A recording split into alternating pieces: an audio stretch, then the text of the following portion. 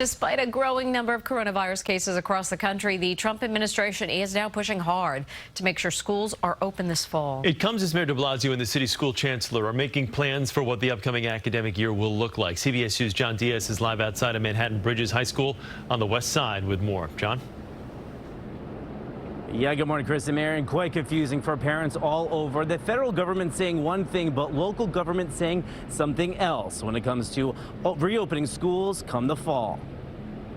U.S. Education Secretary Betsy DeVos slams plans to alternate days in the classroom. They must fully open and they must be fully operational. We want to learn in the classroom, so our schools, we want them open in the fall. The president is threatening to cut off funding to schools that don't and criticizes his own CDC school safety guidelines, calling them very tough and expensive. It's guidance. It's not requirements.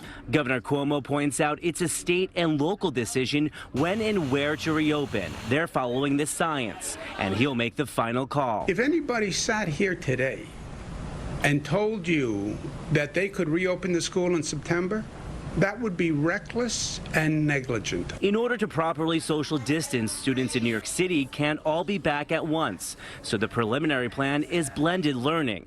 Most students will be on staggered schedules in the classroom 2 to 3 days a week, depending on the week. The other days, remote learning. Parents will have the option of 100% remote learning.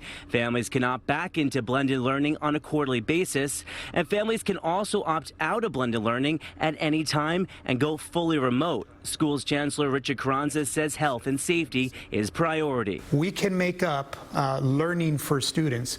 We cannot bring a student back who is infected and passes away. It's not as crowded because of the alternating days. All those things makes me feel safer. My number one concern is about being back in the building. And is it going to be safe, even with the measures that they are proposing? Megan Moulton is a kindergarten teacher on the Upper West Side. My concern is the kids keeping their masks on. I can't tie your shoe.